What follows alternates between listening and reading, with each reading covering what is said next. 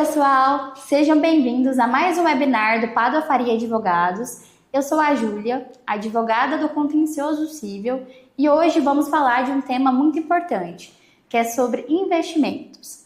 A rentabilidade, ela gera patrimônio, mas é a segurança jurídica que a preserva. Hoje aqui conosco temos a doutora Maria Fernanda.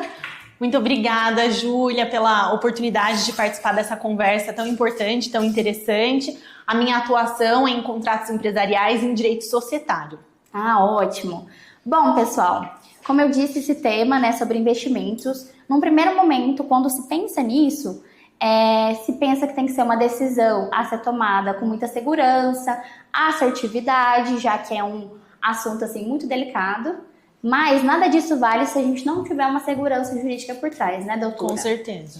Bom, a diferença de identificar os riscos está justamente nisso. Em contratos bem elaborados, numa análise prévia feita entre as partes, de todas essas questões. Bom, doutora, como a doutora falou, ela é especialista na área contratual e eu gostaria de fazer uma pergunta para você poder explicar para o pessoal aí de casa. Como que uma operação, geralmente acontece e está relacionada com algum contrato?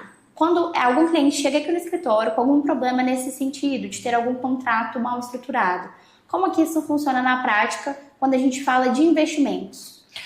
O que eu acredito, essa pergunta é super importante, que a maioria das pessoas, tem a ideia, quando a gente pensa em fazer um investimento, o contrato não é a primeira coisa com a qual a gente se preocupa e nem o primeiro aspecto do investimento que vem à nossa mente, Porque eu acho que existe essa noção de que o contrato, ele vai só formalizar, ele é uma formalidade, meramente uma formalidade. E na realidade, não é isso, ele tem um papel super importante. Os contratos, eles são instrumentos, eles são documentos para alocação de riscos. O que isso significa? A gente deve utilizar os contratos como uma forma de distribuir e organizar os riscos entre as partes, entre o contratante e a parte que está sendo contratada para, por exemplo, prestar um serviço. E, nesse caso, a parte que vai se responsabilizar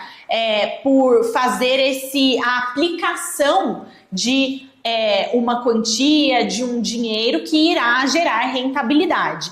Então, é através dos contratos que a gente prevê os riscos de uma operação financeira, de um contrato de investimento. E o que é importante a gente pensar então, Tem uma série de itens, de assuntos que serão determinantes nesse contrato e para os quais a gente tem que ter muita atenção e muito cuidado. Então, a gente precisa entender quais serão os limites daquela obrigação que está sendo contratada, do serviço que vai ser prestado, quais serão os eventos, que vão gerar o inadimplemento de uma das partes, o que vai ser considerado como violação do contrato, quais serão as obrigações de ambas as partes naquele contrato, quais são os mecanismos que vão estar previstos nesse contrato e que, se houver necessidade, poderão ser acionados para proteger a parte em situações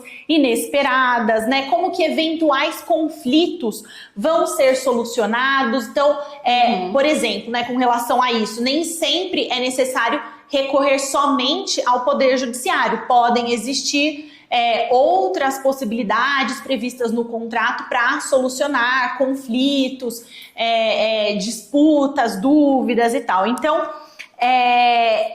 em muitos casos, essas operações, elas já vêm com todas esses aspectos definidos, Qual que é o valor da operação, qual que é o valor daquele investimento, qual que é o prazo de duração desse contrato, qual que é o retorno que é esperado, as taxas de retorno. Mas quando a gente inicia o processo de elaboração, de estruturação jurídica de operações dessa natureza, nós percebemos que às vezes muitas questões mais básicas e fundamentais ainda não foram respondidas, ainda não foi dada a devida atenção para elas.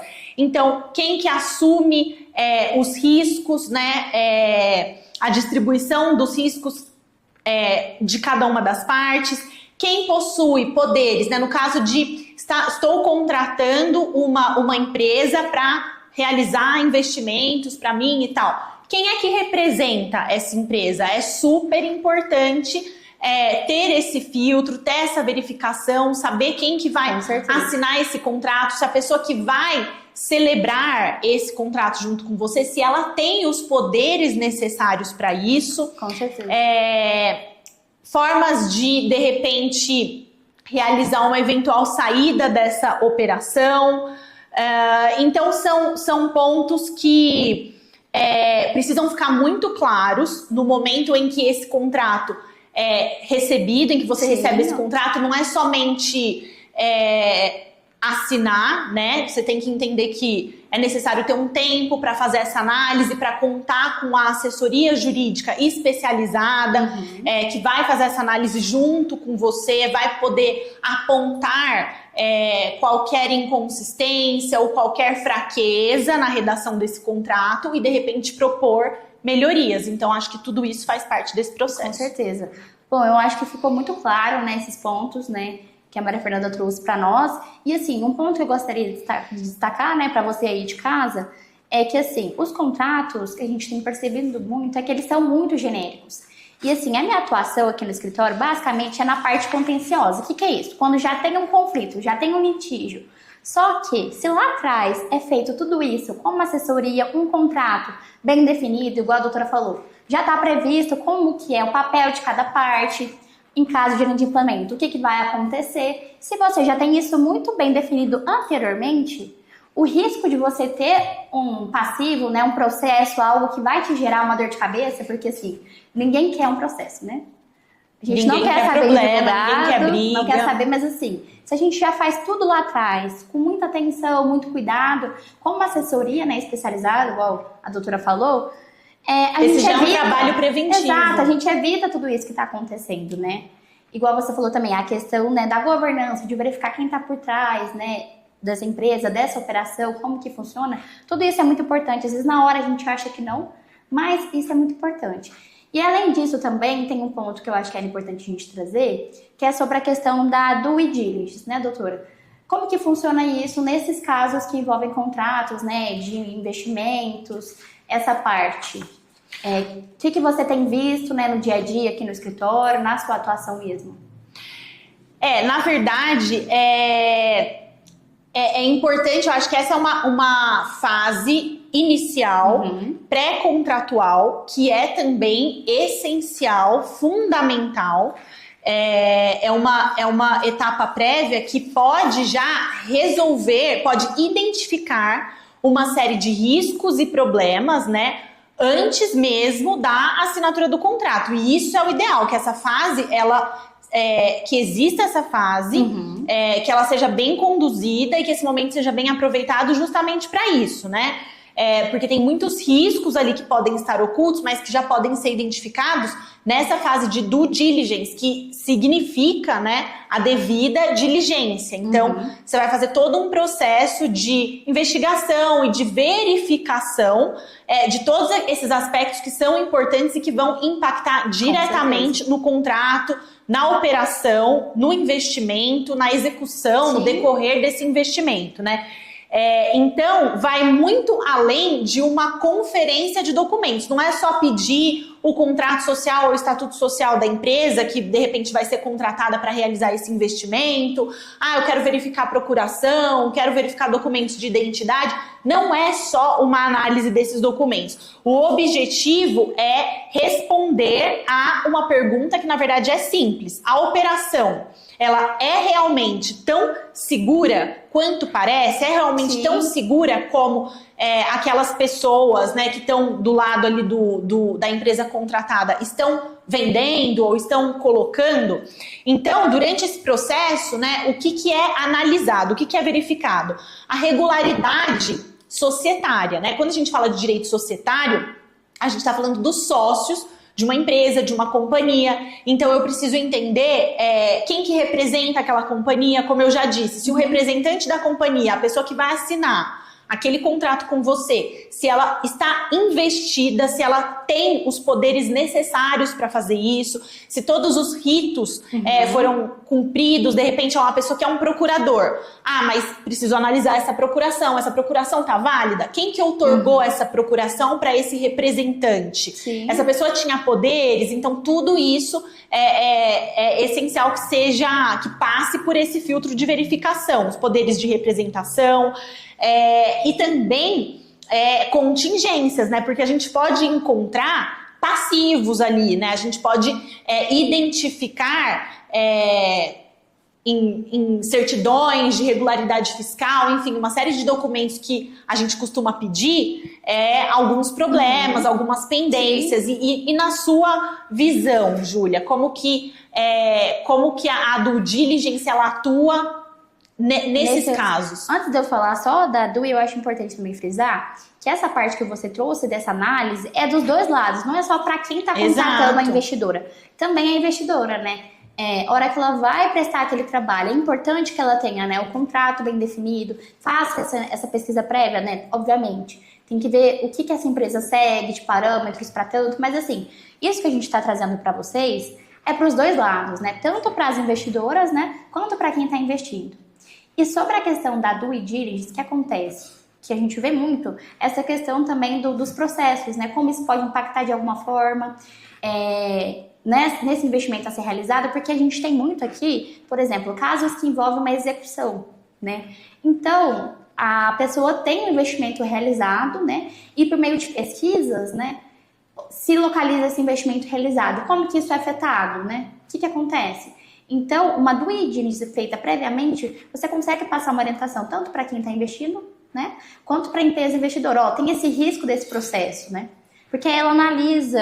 É assim que a gente identifica o risco, né? Exato. Porque eu acho que quem não está familiarizado, né, não sabe como que é esse processo de mapear e identificar. Então é através desses elementos que a gente busca essas informações. É justamente a atuação do advogado. É ir lá e buscar e fazer essa análise, então, de passivos trabalhistas, tributários, né? Contenciosos ou outros que possam vir de alguma forma interferir nisso, né? Nessa operação, trazer algum risco. É justamente o trabalho, né, do advogado localizar e trazer para o cliente, olha, a gente está fazendo uma análise de risco, tem essa questão aqui envolvida. Então, na nossa área de atuação é muito importante fazer a due diligence. E não somente isso, né? Também a questão das garantias. E eu acho importante, só fazendo um pequeno adendo, né? Como eu falei inicialmente, que um contrato é um instrumento para distribuição e para organização dos riscos. Exatamente. Então, acho que tem essa conexão direta, né? Primeiro a gente precisa ter essa etapa prévia de identificar os riscos, porque nem sempre, né? Existe um risco aqui que foi identificado. Isso invalida, significa que você vai virar para o cliente e falar, olha, já deu errado, não faça esse investimento, não assine esse contrato, porque a gente identificou um problema.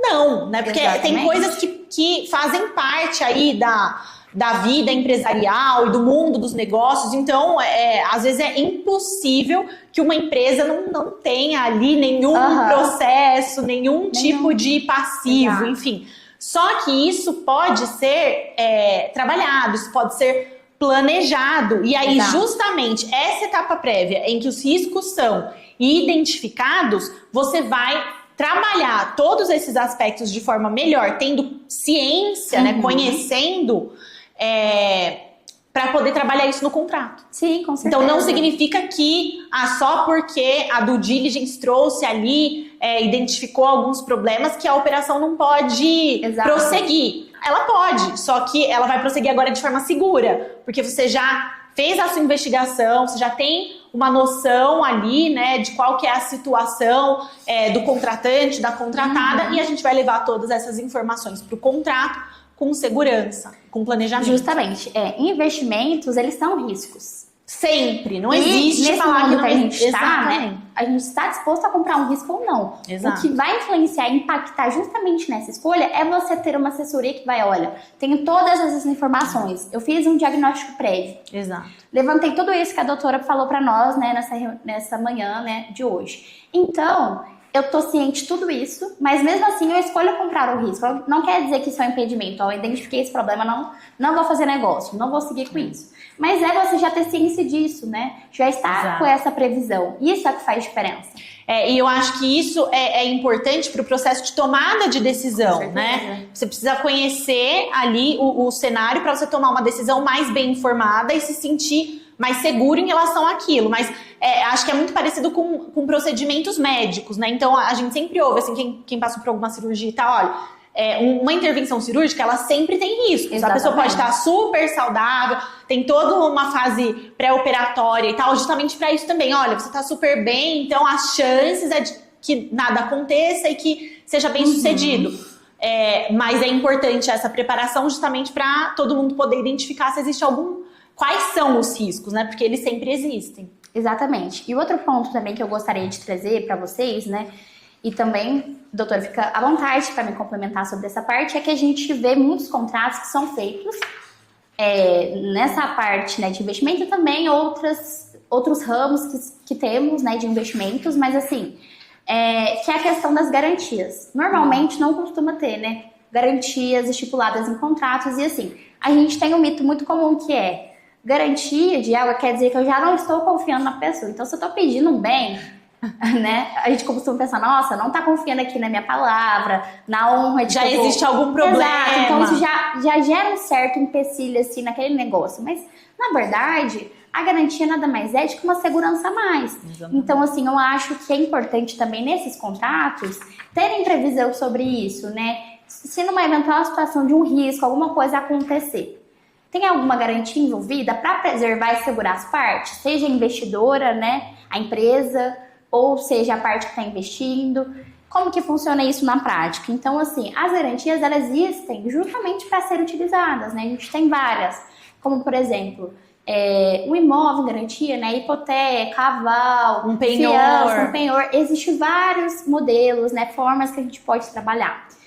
E a gente geralmente não vê isso, né, doutora, nos contratos. Eu acho que é importante ter bastante atenção. Se isso não tiver previsto, questionar, perguntar, sugerir, porque isso vem, a garantia tá ali para equilibrar mais, né? Trazer um equilíbrio para esse contrato, né? Para ambas as partes também. E às vezes tem situações que são imprevistas, né? Então, às vezes no momento ali,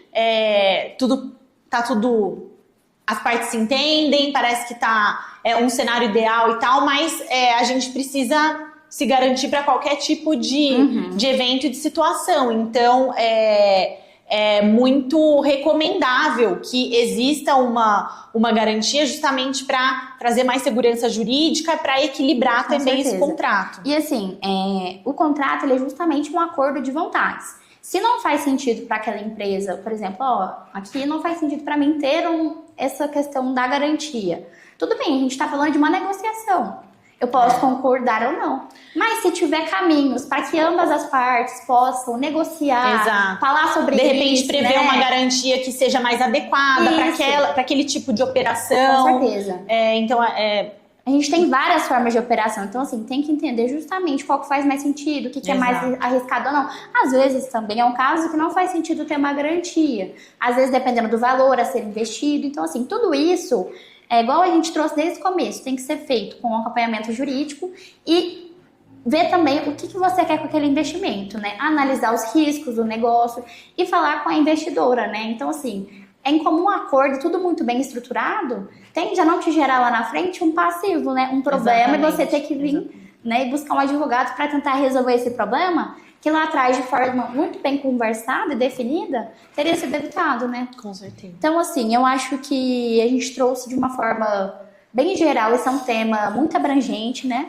A gente tentou trazer de uma forma mais simplificada para vocês poderem entender um pouco. Sobre a questão, né, de como que funciona esses riscos, a questão da garantia, da DUI, da parte societária, né, que às vezes a gente pensa só no contrato em si, mas não vê adentro como que funciona. Exato.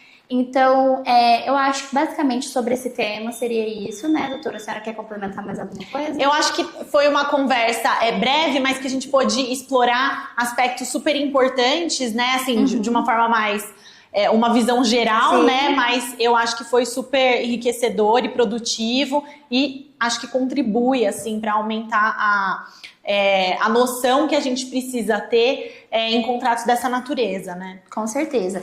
E assim, caso você aí de casa tenha ficado com alguma dúvida, é só nos mandar nas nossas redes sociais, deixar nos comentários, que oportunamente a gente entra em contato.